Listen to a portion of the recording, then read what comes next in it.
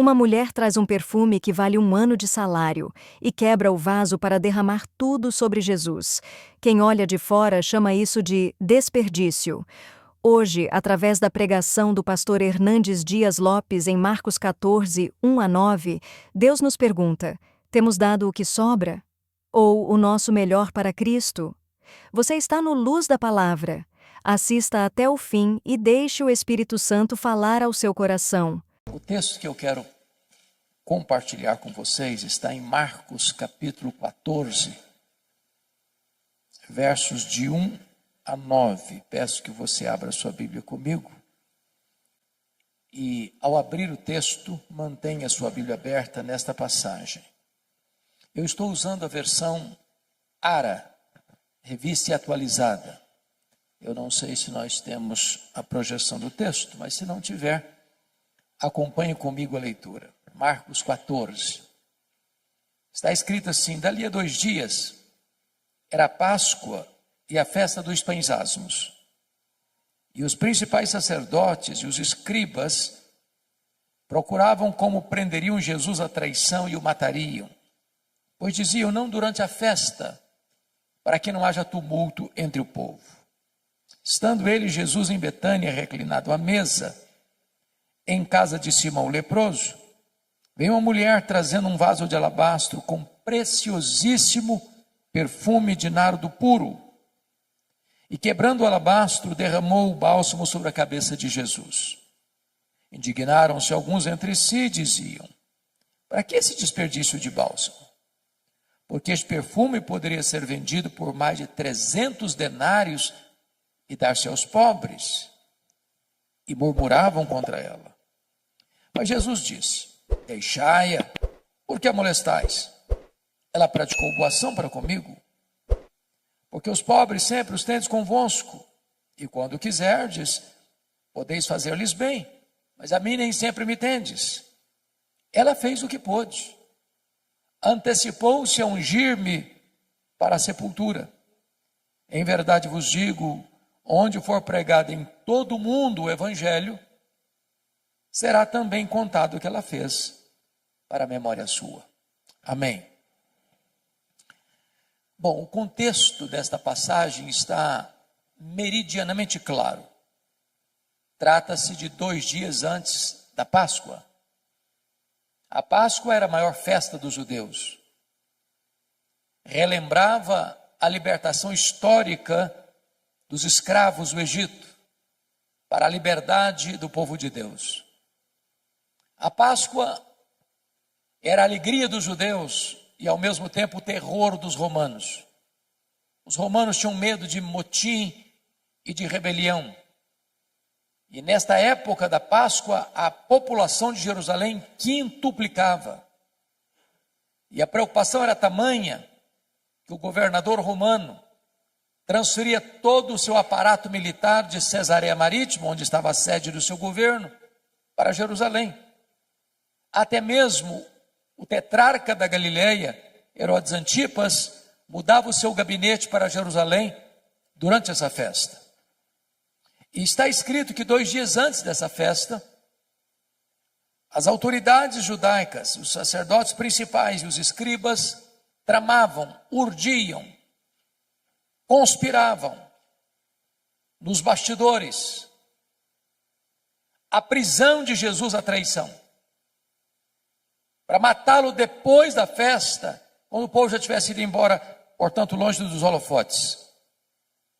Mas é muito curioso que Mateus 26, texto paralelo deste, nos informa que 2 dias antes da Páscoa, foi Jesus quem disse para os seus discípulos que ele haveria de ser entregue nas mãos das autoridades judaicas.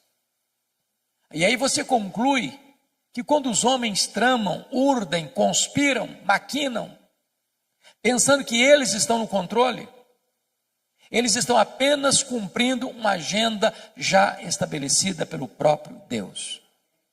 Quem tem as rédeas da história e controla o mundo, a história, a igreja e a sua e a minha vida, é o Senhor Deus, o Todo-Poderoso. Vale destacar que enquanto aqui em Jerusalém se trama a prisão e a morte de Jesus, Ali bem perto, em Betânia, 10 quilômetros, uma família prepara uma festa para Jesus. E Jesus ainda hoje desperta sentimentos tão diversos. Ele é amado por uns, odiado por outros, adorado por uns, rechaçado por outros. É importante entender ainda que esse jantar que foi oferecido a Jesus em Betânia aconteceu na casa de um homem chamado Simão. E a Bíblia não dá o sobrenome dele, não dá nenhuma característica dele, a não ser levantar um adjetivo, um epíteto: Simão, o leproso. É óbvio que esse homem não era mais leproso, porque se o fosse, sequer poderia ficar em casa, muito menos oferecer um jantar e convidar pessoas para sua casa. Mas se esse homem não era mais leproso, e certamente não o era mesmo, por que Marcos registra que o jantar ocorreu na casa de Simão, o leproso, e não na casa de Simão, o ex-leproso? Para advertir-nos de um grande perigo, o perigo de rotular pessoas, o perigo de carimbar gente, porque rótulos ficam, mesmo quando eles não são mais necessários. O doente está curado, o cativo está liberto, o perdido está salvo, mas o rótulo ficou. Então não carimbe gente, porque Deus pode mudar a história delas. Também é digno de nota que quem se destaca nesse jantar é uma mulher. E nos evangelhos chamados sinóticos, Mateus, Marcos e Lucas, que relatam esse episódio, embora Lucas passa de raspão, essa mulher é incógnita, essa mulher não tem nome, ela é anônima. Porém, em João 12, texto paralelo deste, essa mulher tem nome, essa mulher é Maria, irmã de Marta e de Lázaro. E ela tem uma biografia belíssima, porque ela só aparece 3 vezes na Bíblia. E nas 3 vezes que Maria aparece nos registros bíblicos, ela está no topo do mundo, aos pés de Jesus. Porque não há lugar mais alto no mundo do que aos pés de Jesus. A primeira vez que ela aparece, lá em Lucas 10, ela está aos pés de Jesus para aprender. E a maior e melhor academia do mundo é assentarmos-nos aos pés de Jesus. Porque ele não é um alfaiate do efêmero, ele é o escultor do eterno, ele é o mestre dos mestres, ele é o Senhor dos senhores. A segunda vez que Maria aparece na Bíblia, está lá em João 11, e ela mais uma vez está aos pés de Jesus, agora para chorar, ensinando-nos que aos pés de Jesus é onde encontramos a mais rica fonte de consolo para o nosso coração machucado e ferido. Mas finalmente, aqui no texto, mais uma vez ela está aos pés de Jesus, agora para agradecer. E agradecer o maior milagre público de Jesus, a ressurreição de Lázaro, irmão de Maria.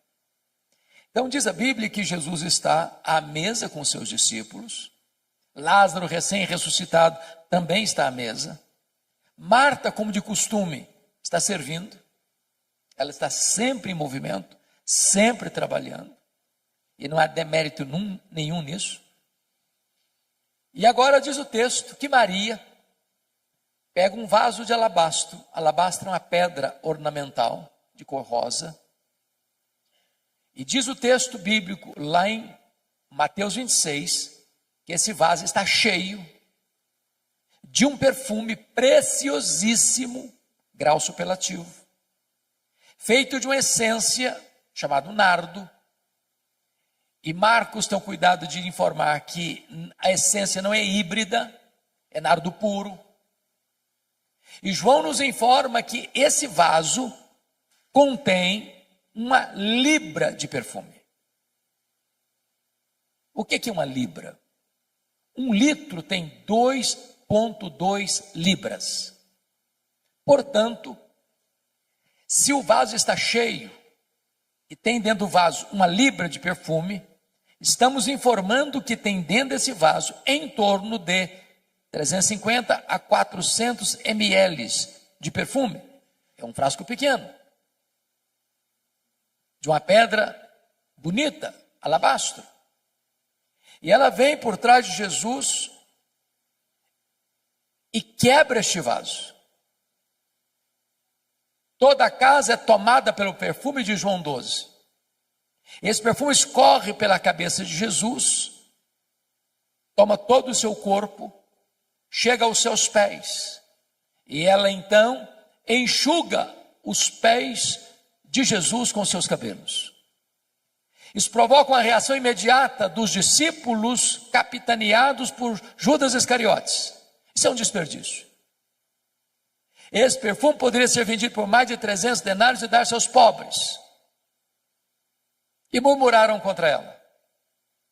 E Jesus sai em defesa de Maria e diz: deixai-a. Ela praticou uma boa ação para comigo. Os pobres sempre os tendes convosco, mas a mim nem sempre me tendes. Ela fez o que pôde. Antecipou-se a ungir-me para a sepultura. E em verdade vos digo, em todo mundo, onde for pregado o evangelho, será contado o que ela fez para a memória sua. Portanto, agora eu quero, olhando para o texto, tirar daqui algumas lições para o nosso ensino. Primeira lição. Confira comigo o verso 8. Ela fez o que pôde. Sempre que leio isso, o meu coração é fisgado por uma pergunta. Meu Deus, e eu estou fazendo o que posso para Jesus? Estou fazendo tudo o que posso para Jesus? Porque às vezes nós fazemos, mas fazemos relaxadamente. Às vezes nós fazemos, mas não fazemos tudo o que podemos. Às vezes nós fazemos, mas não fazemos de todo o coração. Às vezes nós fazemos, mas não fazemos com a motivação certa. Maria se nos apresenta como um exemplo. Ela fez o que pôde. Permita-me um exemplo para clarear essa ideia. Eu acho que vocês todos já ouviram falar dos moravianos da Alemanha. Um movimento que começou em 23 de setembro de 1723, às 11 horas da manhã, começando uma reunião de oração que durou 100 anos, ininterruptamente, produzindo uma geração de gente piedosa, comprometida com a obra missionária. Para vocês terem uma ideia, cada 18 moravianos sustentavam um missionário fora da Alemanha, mesmo sendo tão pobres. Às vezes a situação era tão crítica que alguns deles não tinham dinheiro para ofertar. Então se vendiam, era uma coisa possível na época, se vendiam como escravos, para comprar a passagem de ida, para os povos mais longínquos, para dedicar o resto dos seus dias ali, pregando o evangelho da graça de Deus. Quando eu vejo um exemplo desse, eu preciso perguntar a mim mesmo, meu Deus, e eu estou fazendo o que posso, tudo o que posso para Jesus? Maria fez o que pôde. Segunda lição que eu aprendo com Maria, versículo 3 e 4. Ela fez o seu melhor. Quando você lê esse texto do perfume preciosíssimo de nardo puro, precisamos entender algumas coisas. Primeiro, esse nardo, a essência da qual se fazia o perfume, era uma essência raríssima, caríssima, que não tinha em Israel. O nardo só era encontrado nas cordilheiras do Himalaia, um arbusto seco, moído e transportado em lombos de camelos. Esse perfume não era encontrado numa loja de perfumaria. Ele era comprado pouco a pouco, gota a gota, grama a grama, ml por ml, ia sendo acondicionado nesse vaso de pedra. O perfume era tão precioso que Judas, que era tesoureiro e entendia de finanças, avaliou o perfume em mais de 300 denários. Agora vamos entender isso. O frasco tinha pouco mais de 300 ml. 300 ml. Então, estou afirmando que cada ml valia um denário. Mas o que era um denário? O denário era a moeda de pagamento de um trabalhador durante um dia. Agora pense comigo o que uma pessoa trabalha um dia inteiro e ao final do dia ir comprar uma gota, 1 ml de perfume. Agora pense comigo, quando você tem um bom perfume, eu sei que vocês têm e gostam, e eu também, como é que nós usamos? Porque um bom perfume é caro. Usamos cuidadosamente, só um pouquinho, em ocasiões especiais. E falamos para nós mesmos, esse perfume tem que durar pelo menos um ano. Agora notem que ela não abre o frasco, ela não abre o vaso, ela quebra o vaso. Por que ela quebra o vaso? Porque ela está dizendo, eu não quero que sobre nem uma gota.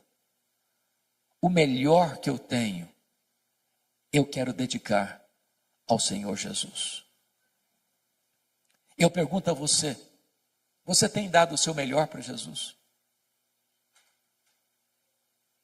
Às vezes, meus irmãos e irmãs, eu fico imaginando que aqueles que não têm o conhecimento que você e eu temos da graça de Deus, às vezes são mais zelosos em servir aos seus ídolos do que nós o somos em servir ao Rei da Glória.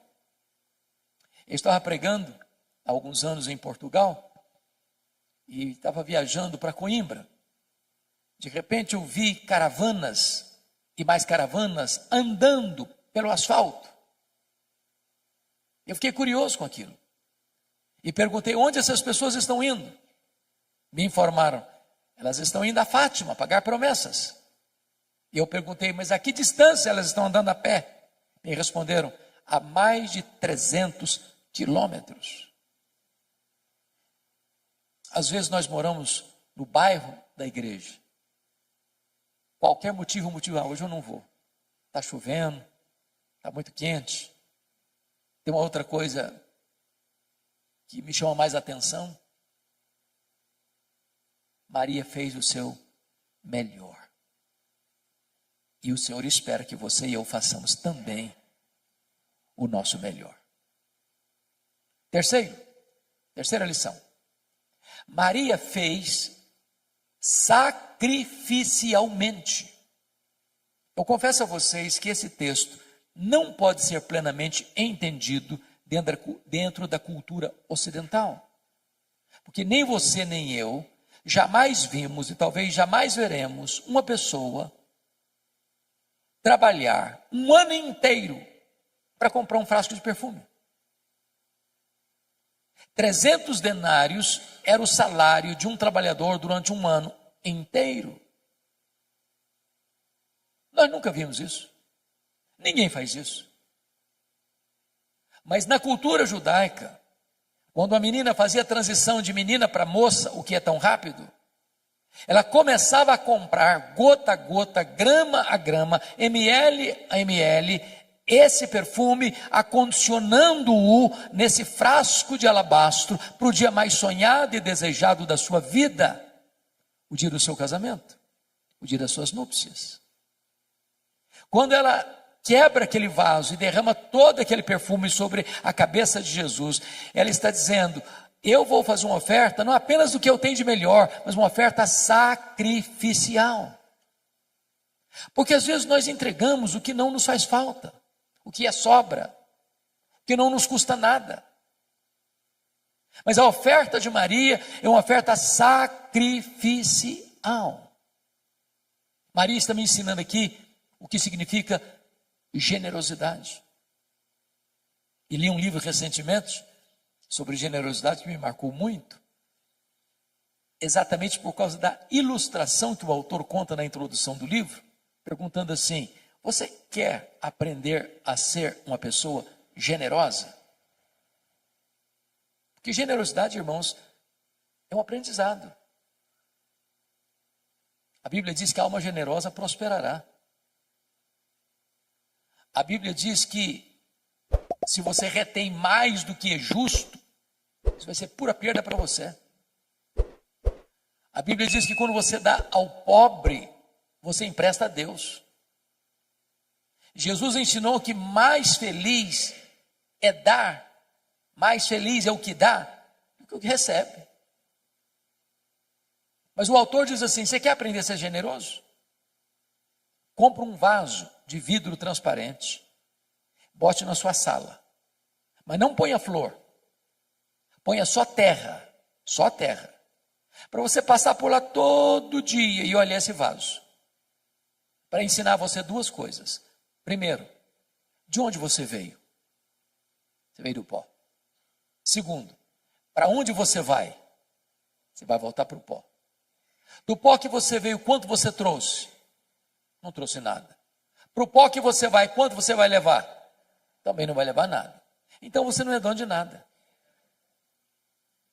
Você é apenas o mordomo do dono. O que a Bíblia diz é que Deus requer do mordomo que ele seja fiel.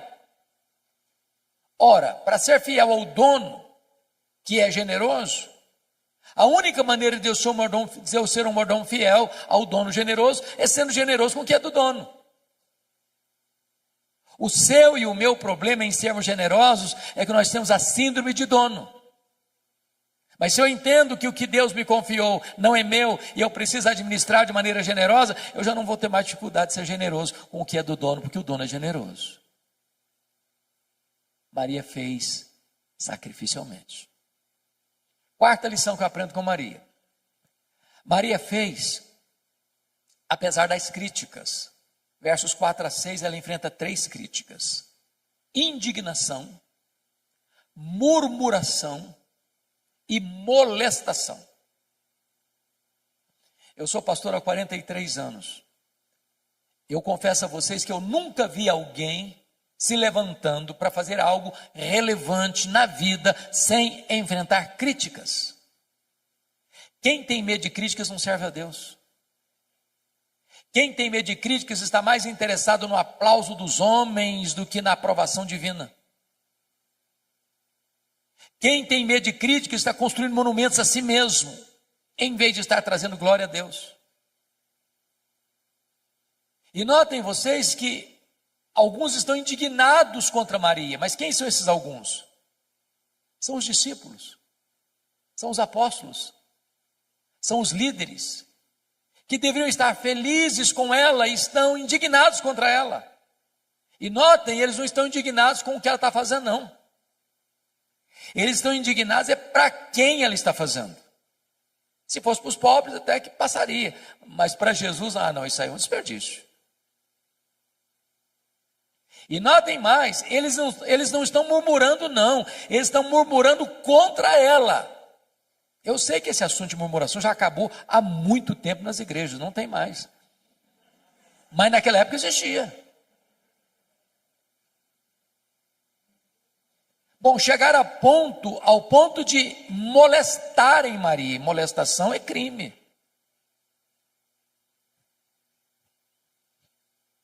O que é curioso é que quem, conforme João 12, lidera o discurso de desperdício foi Judas Iscariotes. E João 12 diz que Judas Iscariotes, nesse discurso populista, não estava interessado em ajudar pobre, era coisa nenhuma. Ele queria pegar essa grana para ele. Ele era ladrão. E é nessa conjuntura aqui que a Bíblia tira a máscara de Judas e o chama de ladrão. E quando você lê os evangelhos, é dessa cena aqui que ele sai nas caladas da noite para ir lá em Jerusalém e vender Jesus por 30 moedas de prata. Meus irmãos, a atitude generosa de Maria está confrontando a avareza de Judas.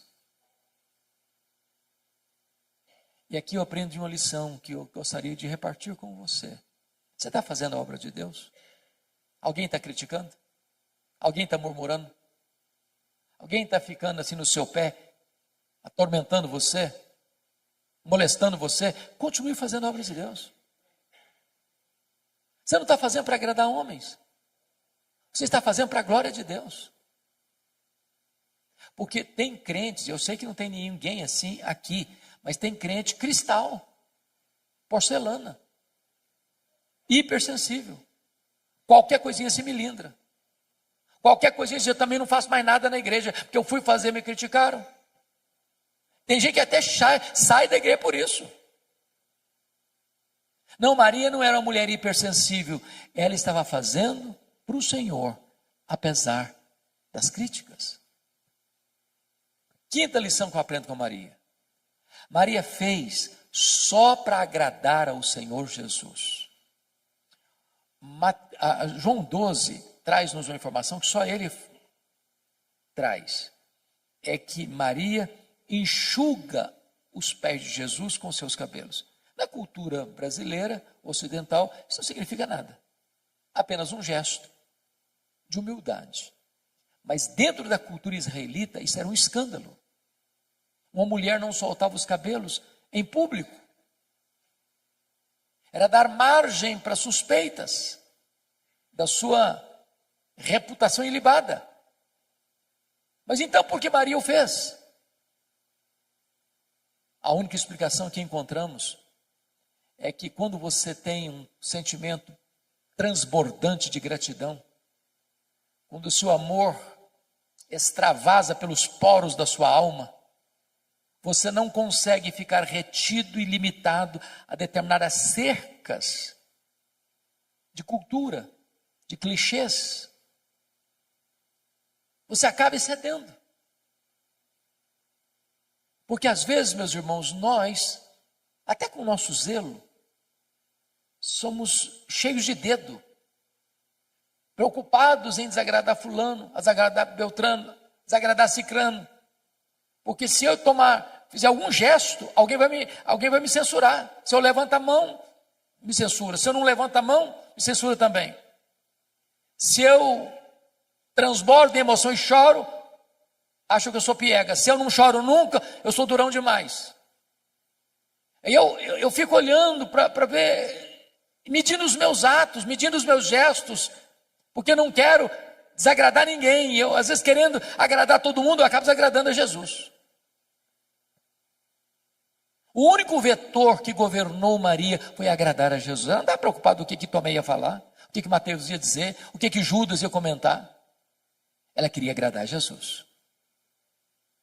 E eu não estou dizendo que você e eu estamos liberados para desagradarmos as pessoas, não. O que eu estou dizendo é que agradar a Jesus deve ser o vetor que governa a nossa vida. Sexta lição que eu aprendo com Maria. Maria fez no tempo certo. Versículo 8, a parte B diz: ela antecipou-se a ungir-me para a sepultura. Me permita retroceder um pouco aqui para explicar melhor isso. Vocês se lembram de Lucas 8, a partir do verso 3, que foram as mulheres da Galileia que bancaram financeiramente o ministério de Jesus. Eu vou falar baixinho porque tem mulheres no auditório. As mulheres são mais generosas do que os homens. É verdade. A história prova isso. Quem financiou o ministério itinerante de Jesus pelas cidades e aldeias da Galileia, tinham 204 cidades e aldeias, foram as mulheres. A Bíblia cita 3 pelo nome: Maria Madalena, Joana, Susana e muitas outras. Eu não sei quantos são muitas outras. Mas pense comigo aqui na cena. Tem Jesus, tem 12 apóstolos, 13. Tem Maria Madalena, Joana e Susana, 16 agora. Muitas outras, eu não sei quantas. Vamos imaginar que o grupo todo seja de 40 pessoas. De cidade em cidade, de aldeia em aldeia. Não tem hotel fazenda. Não tem self-service. Não tem infraestrutura. E elas atrás, passando Pix, fazendo transferência bancária, pagando a conta. Nessa jornada é que Jesus diz para os discípulos e para elas que era necessário subir para Jerusalém para ser preso, para ser crucificado. para ressuscitar o terceiro dia. Quando Jesus vai, essas mulheres sobem com ele. Quando Jesus foi crucificado, os apóstolos todos, exceto João, se acovardaram. Mas essas mulheres da Galileia estavam presentes na crucificação de Jesus. Quando Jesus foi sepultado, diz Lucas 23, 54 e 55, que nem João, pelo menos não consta, que ele estivesse presente no sepultamento de Jesus. Mas essas mulheres viram onde e como Jesus foi sepultado. Repita comigo, onde e como Jesus foi sepultado.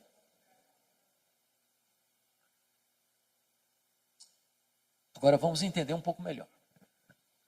Que horas Jesus morreu na cruz na sexta-feira? 3 horas da tarde. 3 horas da tarde. Hora nona. Que horas ele foi sepultado? A Bíblia não consta. Mas tinha que ser antes de começar o sábado. Então encerrava sexta-feira, 6 da tarde, começava o sábado. Parava tudo. Agora, vamos pensar de novo comigo aqui, me acompanha o raciocínio. Então, entre a morte e o sepultamento, quanto tempo disponível se tem? 3 horas. Bom, morreu, ninguém tem autoridade de tirar o corpo da cruz. Só o governador pode autorizar. Ele foi crucificado fora dos portões. O governador está lá dentro dos portões, na fortaleza da Antônia. Também não adianta ter qualquer um lá que não vai nem receber, tem que ter alguém com trânsito. Então escolhem José de Arimateia. Ele chega lá no governador e diz: ó, governador, eu queria pedir permissão para sepultar o Jesus Nazareno, porque eu tenho uma sepultura nova que nunca foi usada, eu vou emprestar para sepultar o Jesus Nazareno. O governador deve estar falando assim: não deu prazo para morrer não. E demora. E demora muito. Tem gente que fica um dia inteiro aí. Não, mas morreu. Não morreu. Mas morreu sim, senhor. Não, eu só acredito se o centurião vier aqui me falar que morreu. Não tinha telefone celular. Tive que ir lá chamar o centurião. Trazer o centurião aqui. Ah, morreu sim, senhor. Então tem que fazer um documento. Agora tem que ir lá no mercado comprar lençóis. Mas tem que ir numa outra loja comprar perfumes. Agora tem que tirar o corpo da cruz, agora tem que limpar o corpo, agora tem que colocar perfume no corpo, agora tem que enrolar o corpo no lençol, agora tem que tirar daqui e levar para o túmulo, mas o túmulo é novo, nunca foi usado, tem uma pedra imensa para rolar, tem que rolar a pedra, tem que botar o corpo, tem que rolar a pedra de novo. Muito pouco tempo. E as mulheres estão lá de butuca, olhando onde e como Jesus foi sepultado. Eu não sei, a Bíblia não deixa isso tão claro, mas a compreensão que eu entendo, que eu tenho, é que logo que terminou o sábado, que hora que terminou o sábado? Sábado, 6 da tarde. Elas correm no mercado para comprar o quê? Perfumes. E por quê? Por quê? Meu entendimento é que mulher não gosta de nada mal feito. Elas estão olhando, estão observando. Pensaram assim: esse serviço que fizeram ficou mal feito. Quando terminar o sábado, nós vamos voltar e vamos fazer esse serviço direito. Quem está voltando no túmulo não são os apóstolos, eles estão trancados com medo, acovardados. Quem bota a cara na rua, num ambiente hostil, são as mulheres da Galileia. Quando elas chegam, uma surpresa, a pedra está rolada. Quando elas entram, outra surpresa, o túmulo está vazio. Quando elas saem, uma outra surpresa, o anjo pergunta para elas: o que é que vocês vieram fazer aqui? Procurar entre os mortos aquele que está vivo. Ele não está mais aqui não, ele ressuscitou. O que que o anjo está dizendo para essas mulheres? Vocês fizeram muita coisa para Jesus, mas uma coisa vocês não fizeram. Vocês não anteciparam a ungir o corpo dele para a sepultura. Agora ele não precisa mais. Lição aprendida? Faça no tempo certo. Há coisas, irmãos, que ou fazemos hoje ou nunca teremos oportunidade de fazer. Oportunidade passa. Nunca deixa para amanhã o que você pode fazer hoje. Nunca faça a oração de Faraó. Pediu para Moisés orar por ele, para as rãs irem embora amanhã. O problema era de hoje. Amanhã pode ser tarde demais. Eu não sei se vocês concordam comigo, há duas coisas que me chocam muito na cultura brasileira. A primeira delas são os nossos funerais. Irmãos, eu nunca vi ninguém receber tanto elogio quanto o defunto. Já viu? É uma rasgação de seda em cima do caixão que não tem mais fim. A pergunta é se aquela pessoa em vida escutou alguns daqueles elogios. Porque um defunto não fica feliz por você elogiá-lo. E ele nem se levanta do caixão para lhe dar um abraço. E se levantar, você corre também. Então não espere a pessoa morrer para elogiar. E tem crente assim, muito espiritual, que diz, não, mas esse negócio de elogiar é um perigo, a pessoa vai ficar vaidosa. O que a Bíblia proíbe é hipocrisia. Mas um elogio sério, sincero, oportuno, é um bálsamo. A segunda coisa que me choca na nossa cultura é que defunto recebe mais flores do que vivos. Faz sentido isso? Não faz sentido, gente. Eu fui num funeral certa feita e contei 86 coroas de flores.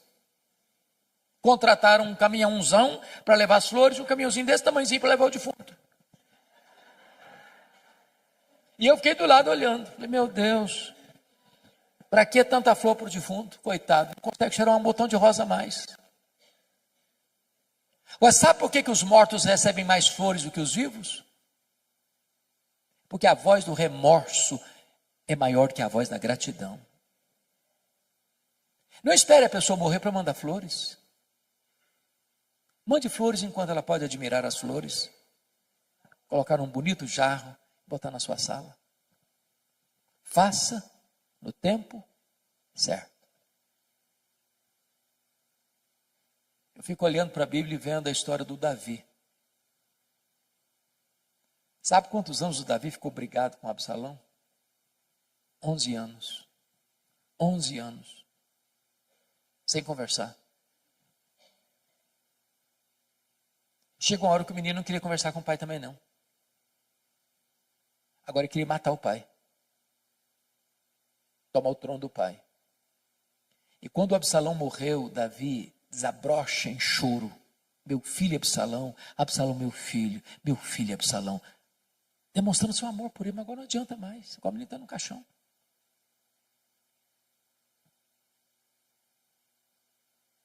Não espere para amanhã. Faça hoje, enquanto é tempo. No tempo certo. Mas deixa eu terminar com a última lição de Maria, a sétima lição do texto. Versículo 9. Maria fez com reflexos para a eternidade. Jesus diz, em verdade vos digo, em todo mundo, onde for pregado o evangelho, será contado o que ela fez para a memória sua. E essa profecia de Jesus, proferida numa casa pequena, numa vila pequena, há 2000 anos, tem sido contada dos outeiros da história, nos ouvidos do mundo. E essa profecia se cumpre hoje, exatamente dia 8 de março, de abril, 8 de abril de 2025, no Hotel Fazenda, em Poços de Caldas, Minas Gerais. A grande pergunta desse texto é o que é que você e eu estamos fazendo hoje que vai reverberar nas futuras gerações? Que marcas nós vamos deixar? Que legado nós vamos deixar para as futuras gerações? Eu não sei se você pensa nisso, de vez em quando eu penso. Qual vai ser a frase que eles vão botar naquela plaquinha de mármore branco que fica em cima da sepultura? Se Jesus não voltar antes, depois de 50 anos que nós tivermos partido e alguém passar lá e espanar a poeira, será que a nossa vida vai impactar alguém ainda? Nós estamos vivendo uma geração egoísta, narcisista, consumista, materialista. Nas palavras de A.W. Tozer, estamos vivendo uma geração que está olhando para o seu próprio umbigo.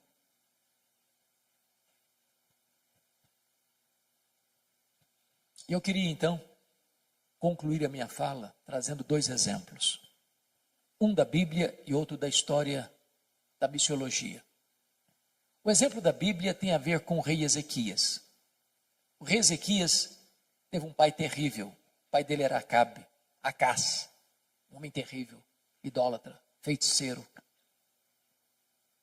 Mas Ezequias, embora não tenha tido berço, foi um homem piedoso. Começou a reinar. Com 25 anos, reinou 29 anos, morreu com 54 anos. Ele foi tão piedoso que a Bíblia diz que não teve ninguém igual a ele, nem antes nem depois. Foi no governo dele aqui em Jerusalém que as 10 tribos do norte foram tomadas pelo Império Assírio. Quando ele tinha 39 anos, ele enfrenta 2 terríveis problemas. Primeiro, um cerco militar do mesmo exército que tinha tomado Samaria, agora cerca Jerusalém e dá uma ordem para ele: se renda, porque Deus nenhum poderá livrar você da minha mão.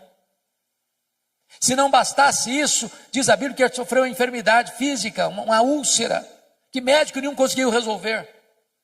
E Deus manda o profeta Isaías na casa dele com uma palavra expressa: põe em ordem a tua casa, porque morrerás e não viverás.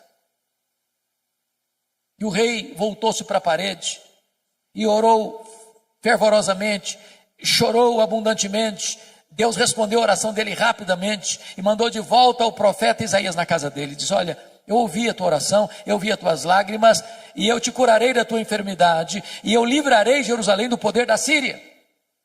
Deus escalou um único anjo que matou 185 mil soldados assírios ao redor de Jerusalém.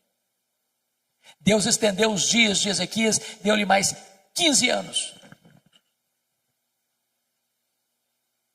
E agora, a notícia do milagre foi tamanha e reverberou para fora das fronteiras de Israel e chegou lá longínquamente na Babilônia, o império que estava se formando. E o rei da Babilônia mandou uma comitiva diplomática visitar e presentear Ezequias pelos milagres recebidos.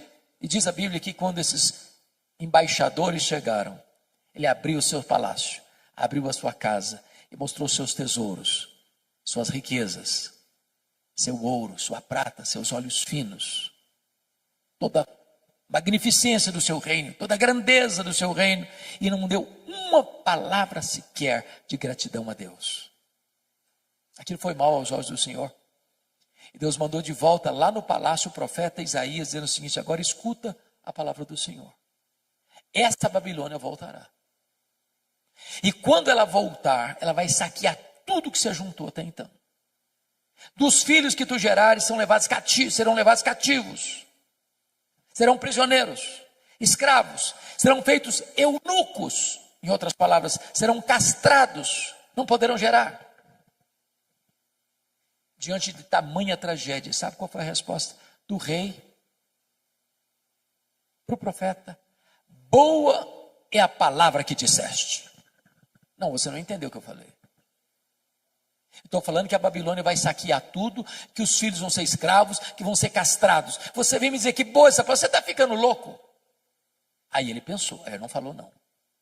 Boa é essa palavra, porque pelo menos eu terei paz nos meus dias. Sabe o que ele está dizendo?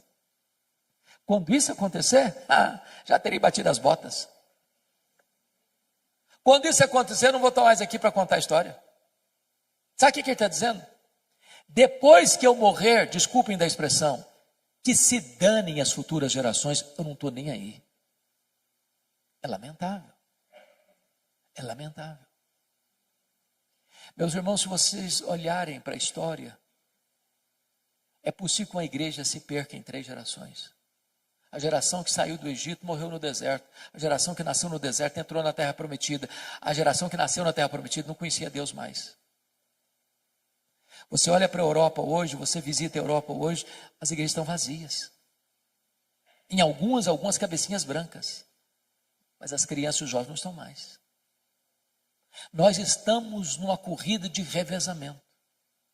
Se nós não passarmos o bastão da fé, o bastão do evangelho para os nossos filhos, para os nossos netos, as futuras gerações podem estar completamente apáticas ao evangelho. A minha oração e a sua deve ser essa também: clamar aos céus para que os nossos filhos, os nossos netos sejam mais crentes do que nós, mais cheios do Espírito Santo do que nós, e que a igreja que eles terão amanhã seja uma igreja mais forte, mais viva do que a que temos hoje. O segundo exemplo, para encerrar, da missiologia, é um missionário que foi usado poderosamente por Deus na África. Esse missionário é David Livingstone. E ele se dedicou a servir a Deus na África. Ele trabalhou na África. Ele foi atacado por um leão na África. E ele continuou na África. Ele adoeceu na África e morreu na África. Quando ele morreu, os ingleses foram para lá para pegar o corpo dele e levar o corpo dele para a Inglaterra e sepultá-lo na Inglaterra. Os africanos disseram assim: vocês podem até levar o corpo dele, mas o coração dele vocês não vão levar. Ele amou a África e o coração dele vai ser sepultado na África.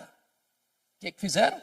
Abriram o peito dele, arrancaram o coração dele e sepultaram o coração dele na África.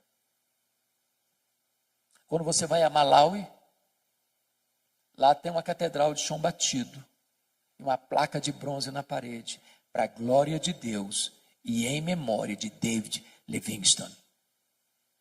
Levaram o corpo dele para Londres, sepultaram na abadia de Westminster, onde estão sepultados os reis e os nobres da Inglaterra, e lá tem uma plaquinha de bronze, para a glória de Deus e em memória de David Livingstone. A minha oração, queridos, é que você e eu possamos viver de tal maneira que a nossa vida reflita a glória de Deus. E que as pessoas, ao lembrarem da nossa existência, possam ser motivadas a conhecer a Deus, a amar a Deus, a andar com Deus. Isso traga glória para o nome de Deus. Que você e eu possamos imitar Maria, que viveu aos pés do Senhor, para aprender, para chorar, para agradecer. Fazendo o que pôde, fazendo o seu melhor, fazendo sacrificialmente, fazendo apesar das críticas, fazendo só para agradar a Jesus, fazendo no tempo certo, fazendo com reflexos para a eternidade. Que Deus nos abençoe. Amém.